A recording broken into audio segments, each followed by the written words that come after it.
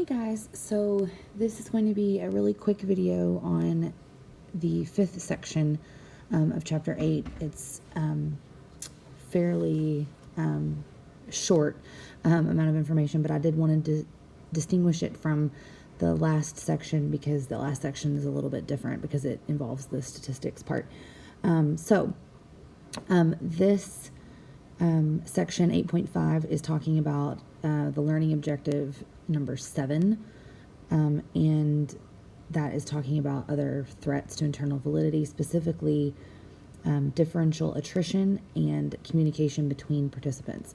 So we'll talk about that in a second, but remember that the goal of a between subjects design is to find a difference between the groups on the dependent variable. You want those scores to be different to show that the independent variable or the treatment had an effect, right? If the differences on those scores in the dependent variable can be explained any other way than the independent variable, then that is a confound, right? There's a confounding variable at work, and that is a threat to the internal validity of your experiment. We already discussed some threats to internal validity. Specifically, we talked about in the previous videos individual differences between the groups and within the groups, and then we talked about environmental confounding variables. So in this one, we are going to talk about two other threats to internal validity, and one is differential attrition. Attrition, if you haven't heard that term before, just means that the participants left the experiment or dropped out of the experiment before it was finished, before it was completed. And so obviously you can't use their data because they didn't complete the experiment.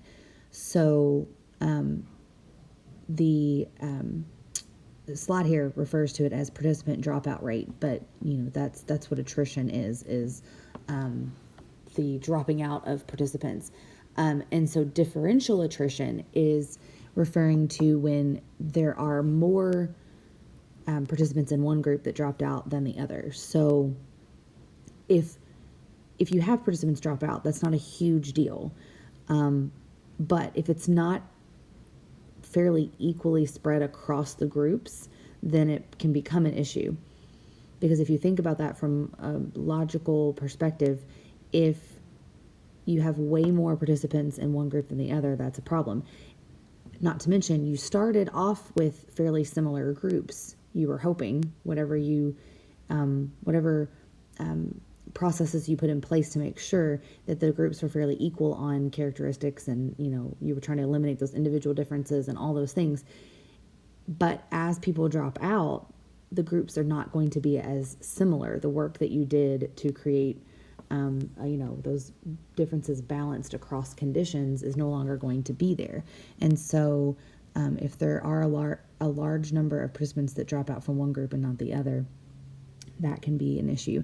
The example your book uses is a diet program where one group is participating in a diet program and the other group is not, and then you're comparing their weight and their stats after after the other group completes the program. And the problem would be if a bunch of people dropped out of the diet program condition, then the people that were left were more motivated. So motivation becomes a potential confounding variable, because maybe that the reason that they had success was because of motivation and not because of the diet program. But also the people that dropped out, if there's a large number of people that dropped out, you don't have as many data points to compare. And so statistically, that can make it difficult to see whether or not there actually was a difference in the scores and whether or not the diet program actually helped. So that is an example of differential attrition. And then the other threat to internal validity that we want to talk about is the communication between the groups of participants. So you may have thought it would be an innocent thing for participants to talk to each other after the experiment. But if the other group has not gone yet and participated in the experiment, or if it's an ongoing thing where it's not just one time and they have to, they have to go back and be measured again, the communication between the groups can cause issues. So there's 4 different examples of that here. The first one is diffusion of, diffusion is the example. Is the term here, but a lot of times it's called diffusion of treatment. But what that means is, whatever is happening in the treatment group, they're talking to the people in the control group about it. And so the control group is actually getting exposed to parts of that treatment, even though they're not in the treatment condition. And you can see how this would be a problem, right? Because if the control group ends up being affected by that, or, being helped by that, or whatever the treatment is, whatever that condition is, it may end up looking like there's not a difference between the groups. But really it's just because both groups ended up turning into treatment groups instead of one being a control group, right? And so that is, then you wouldn't be able to see a difference even if there actually was one, or there could have been one if the control group had stayed a control group. So you just have to be careful. The example your book uses is, it talks about people, receiving some kind of therapy and then talking to the other patients about it. And so they're getting elements of that therapy and suggestions on things that they could do, or things that they may have never thought about that might help them and things like that. But they're not supposed to be hearing those things because they're in the control group, right? They're supposed to be the no treatment group. So that's just one of those things. It doesn't even necessarily have to be treatment as far as like therapy. It could also be just a manipulation of the independent variable. And if the control group learns about that manipulation or, gets exposed to that in some way, then that ruins the control group, right? So that's what diffusion is. And then I can't even say it. Compensatory. My brain won't work. Equalization. So this is referring to, we just kind of talked about if there was something that the treatment group is receiving that the other group wants. So the example of therapy, they may find out, the control group may find out that the treatment group is receiving this therapy, and they say, hey, I want this therapy too. There's a classic example of a kid's thing where they receive some kind of reward or candy or something. I can't remember exactly what it was.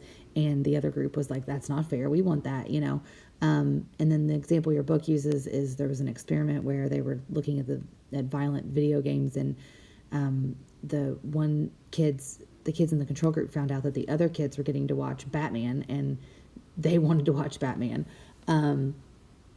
Another example is when there is an educational program that's being implemented in a school system or in a school, and some classes are getting that new program and some aren't, because they want to compare to see if it makes a difference in the learning and the environment of the kids, right? But if the parents or teachers or whoever find out that that's going on and they want their kids to receive this new educational program as well, that can be a problem. Obviously, it's the same reason that we talked about with diffusion. It's because there's no longer that control group. If both groups are being exposed to the treatment or being exposed to the manipulation of the independent variable, then there's no longer a control group to compare. And so all the groups are receiving the treatment, and so you have nothing to compare to. You have no baseline. And if you have nothing to compare to, then you can't see if there's a difference. And if you can't see that there's a difference, then you can't tell if the treatment actually works, right? So that's an example of the equalization.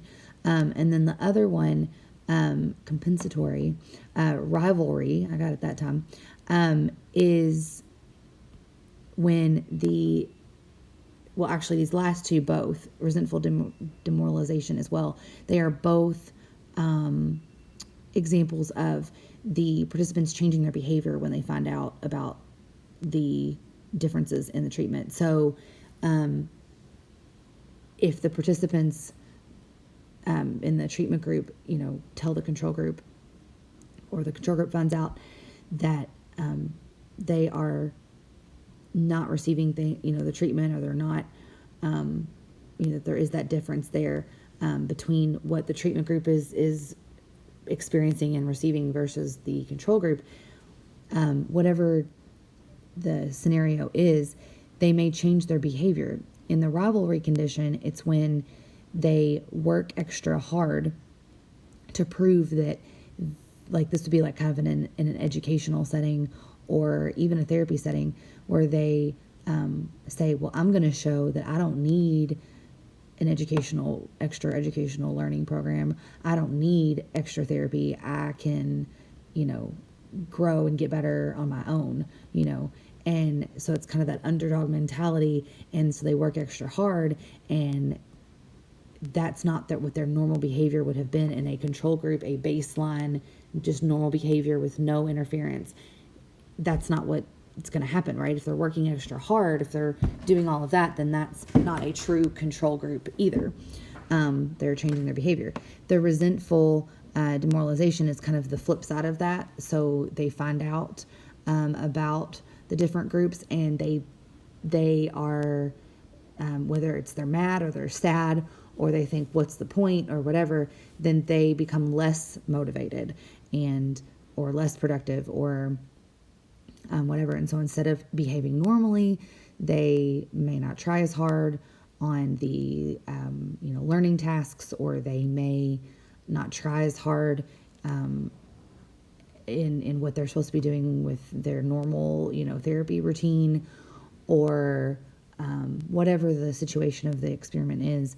They just are kind of demoralized. They are not as motivated, and so that is also changing their behavior, right?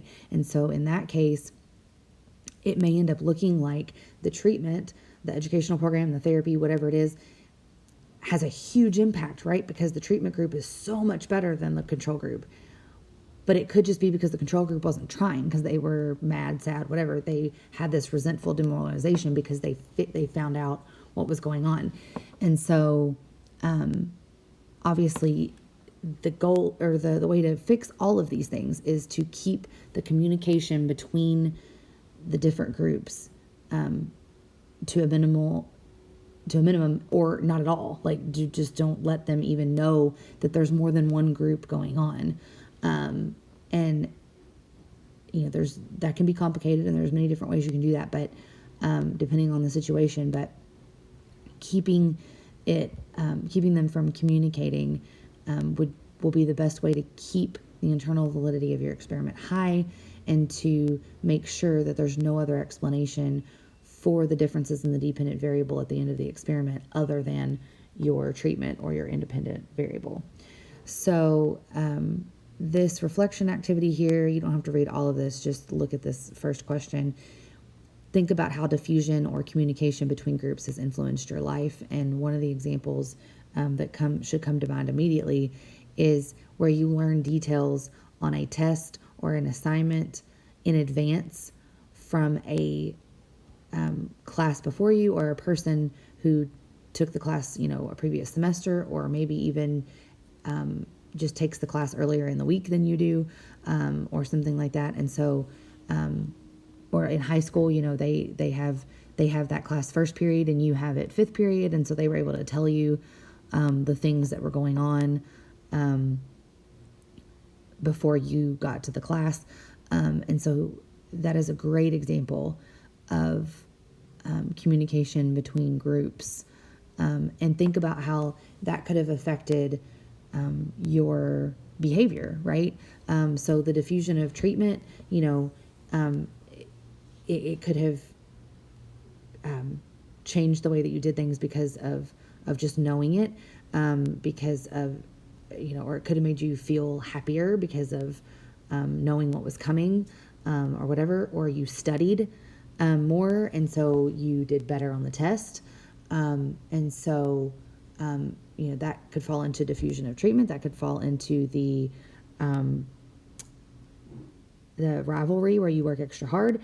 It could be, you could also end up not trying as hard or being, worried or nervous because of a test, or because you didn't study. Maybe you're mad at your teacher because it's a pop quiz that you didn't know about, all of those things. And so it can change your behavior. And so just something to think about there and how that can affect behavior, right?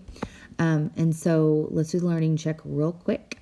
Which of the following accurately defines compensatory equalization? It just sounds so fancy, doesn't it? So remember, that is equalization. Look at the equalization part. That's the part you should really hone in on, because that is the part where they are demanding that they are getting the same benefits that the other group is receiving, whatever it is. They want to be equal with the other group, right? And so that's where that equalization part comes in. Which of the following accurately defines the compensatory rivalry? And remember, rivalry is the part that we really want to focus on. That's when they work extra hard, right? They want to work extra hard to make sure that, because they didn't receive the same benefits. And then which one accurately defines diffusion? And that is that the elements of the treatment are spreading to the other group, right? And I just realized a better example of diffusion in that school example that I used earlier would be that something that they learned about in the class